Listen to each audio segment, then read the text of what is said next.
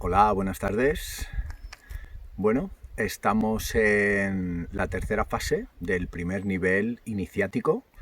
Ya hemos entrenado, hemos meditado y ahora vamos a hablar de una metodología que tiene 5 puntos muy sencillos. En este primer nivel solo vamos a hablar de 2 de ellos, que versan sobre todo en el punto de vista de ser conscientes de cómo somos y de cómo poder llevarlo a la práctica, cómo poder poner en práctica esa conciencia que vamos a adquirir.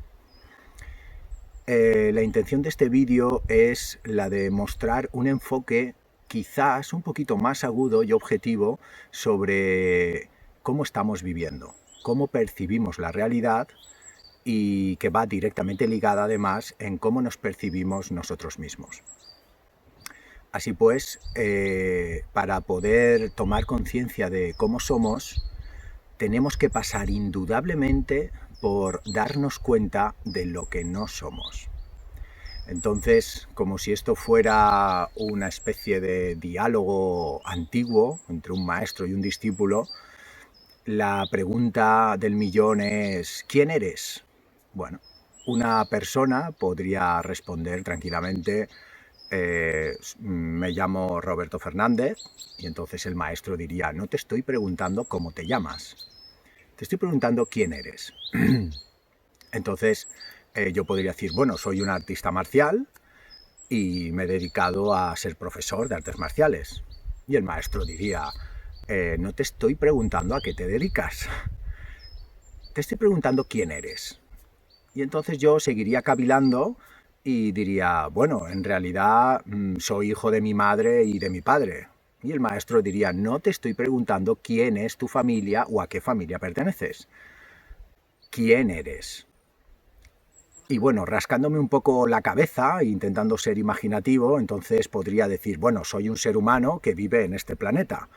Y entonces el maestro diría, no te estoy preguntando a qué género o a qué especie perteneces, sino quién eres.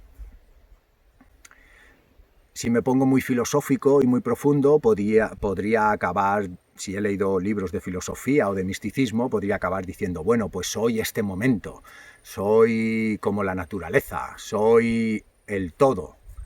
Y el maestro podría continuar con sus respuestas enigmáticas diciendo, no te estoy preguntando qué es lo que tú piensas de ti mismo, sino quién eres. He hecho esta pequeña introducción para que nos demos cuenta de que verdaderamente no sabemos quiénes somos. Por eso no podemos responder a esta pregunta de una manera objetiva. Entonces, ¿quiénes somos? Bueno, antes de llegar a ese punto tendríamos que averiguar lo que no somos. Obviamente todas las respuestas que he dado no están respondiendo a la pregunta. Así que lo que os puedo decir es que desde que nacemos, nuestra psique, nuestra mente, que es como vamos a llamarlo un recipiente vacío, se configura a base de la circunstancia donde vivimos, que en este caso es el país, la ciudad, el pueblo, lo que sea. Por otro lado, los valores que nuestros padres nos inculcan a nosotros. Por otra parte, la educación que recibimos en las escuelas. Por otro lado, las opiniones de los demás y del círculo con el que nosotros nos criamos, que son nuestros amigos, nuestra pareja. También los problemas que crean cicatrices emocionales en nosotros, o mejor dicho, como somos tan niños, impactos emocionales. Las cicatrices salen después. Y así sucesivamente vamos configurando nuestra personalidad. A la vez vamos llenando ese recipiente que yo he denominado mente con todas estas cosas. Bueno, cuando pasa el tiempo acabamos descubriendo que nos identificamos con todo ese conglomerado de cosas y entonces aparece la denominación yo soy. Yo soy Robert, yo soy sensei, yo soy un meditador, yo soy un ermitaño, y también de manera paralela aparece el yo soy así, a mí me gusta la comida de esta manera, yo me comporto de esta otra forma, yo en realidad me relaciono de esta otra manera, y así sucesivamente nos hemos identificado con todo eso que nosotros estamos denominando el yo soy. nosotros esencialmente no somos nada de eso. En la capa más superficial sí que lo somos, porque obviamente nos relacionamos en un mundo social y también en un mundo interno y la identificación es necesaria. Esto es lo que nos hace sobrevivir. Gracias a esta identificación, nosotros con nuestra personalidad nos posicionamos en el mundo. Aprendemos a formarnos, luego a tener un trabajo y de alguna manera a formar parte de una sociedad y de un sistema. Es interesante comprender que, aunque esto que estoy diciendo en un principio no es nocivo ni es negativo, sino todo lo contrario, es algo natural, sí que es cierto que solidificamos esa identificación y la hacemos nuestra. A esto se le denomina que uno se apega a las percepciones que tiene sobre lo que uno es. Pero claro, si tenemos en cuenta que todo esto en realidad podríamos decir que es como que somos víctimas de nuestras circunstancias, de nuestra educación y de la sociedad en la que vivimos, entonces en la otra parte del mundo hay otro chico que se llama de otra manera, que ha vivido de otra manera y por lo tanto él se va a identificar con otra cosa. Bueno, la singularidad es que ese es el motivo por el que todos somos distintos. Pero eso es en la capa superficial, porque como estamos viendo, todo son condicionantes que han marcado una personalidad y un carácter. Pero hay algo esencial en nosotros que es lo que a nosotros nos hace sentir que todos somos iguales. Y en ese aspecto tenemos dos vertientes. Una, todos somos iguales porque todos tenemos las mismas necesidades. Comer, dormir, amar, compartir, etcétera, etcétera. Pero luego, por otra vertiente, todos somos iguales porque todos tenemos unas aspiraciones semejantes, que es la de mantener un equilibrio, ser felices, realizarnos a nivel profesional, encontrar espacios donde nosotros podamos mantener una relación íntima con nosotros mismos y por lo tanto coexistir entre un equilibrio entre lo externo y lo interno y muchas más cosas que tampoco hay que desgranar en este pequeño vídeo todo eso. Lo importante es que comprendamos que lo que nosotros somos es una amalgama de cosas y eso no lo podemos en realidad sintetizar en una palabra, en un yo soy. Somos algo más que el yo soy. Que el yo soy con todas nuestras circunstancias, que el yo soy con todas nuestras pendencias, traumas, condicionantes y demás. Pero es interesante descubrir que para poder gestionar lo que son los envites de la vida, tenemos que ir más allá. Tenemos que intentar profundizar un poco más en nuestra propia naturaleza. Como he dicho en algunos vídeos, la diferencia que hay entre los animales y nosotros es que nosotros tenemos una conciencia que nos hace tener una noción de lo que está bien y de lo que está mal.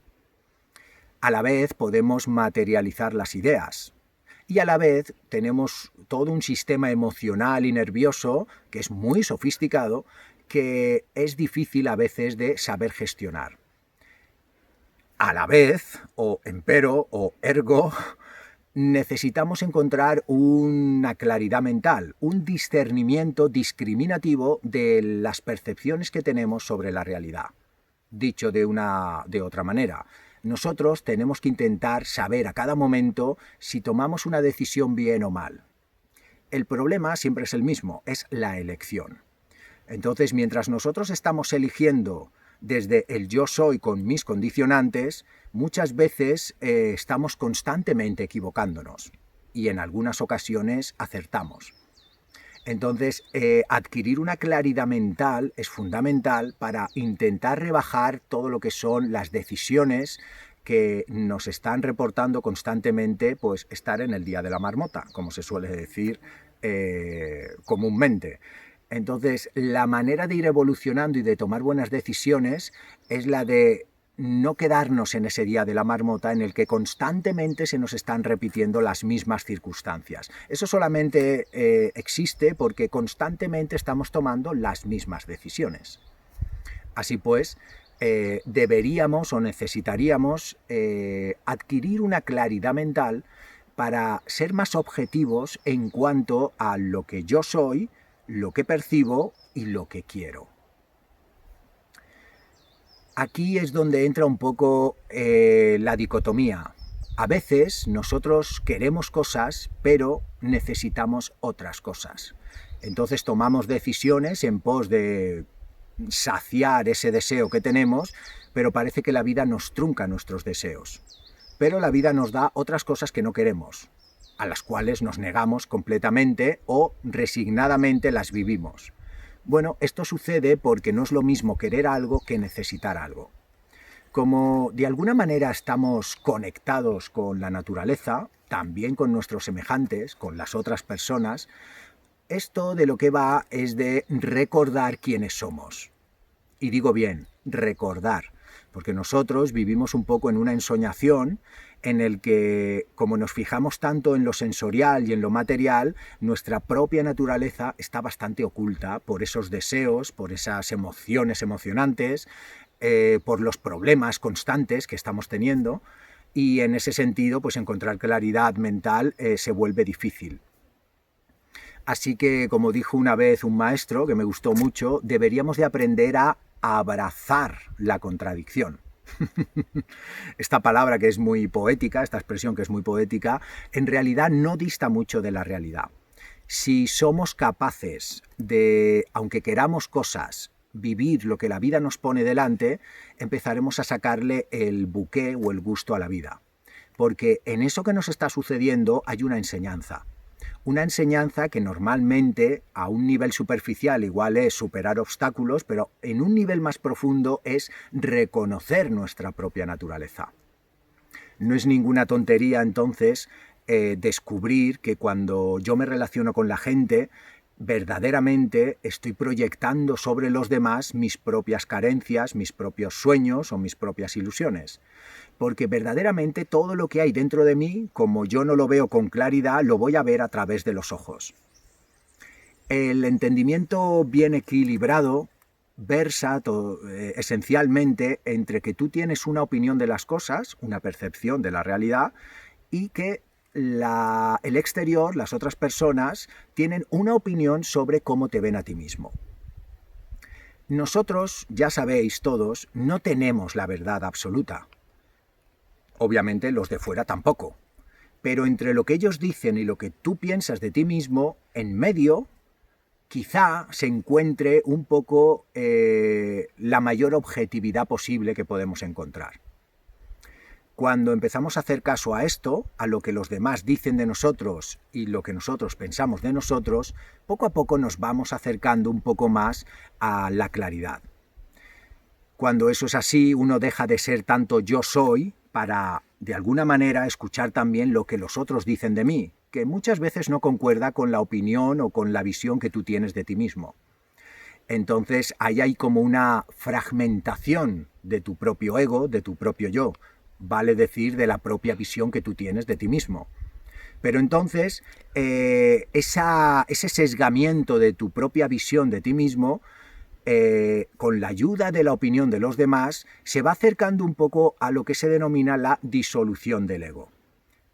Entonces ahora entramos de lleno en la pregunta yo soy. Entonces la pregunta yo soy ya no se responde de la misma manera, de una manera unidireccional y personal. Yo me llamo así, yo trabajo en no sé qué historia, yo pertenezco a tal familia, etcétera, etcétera.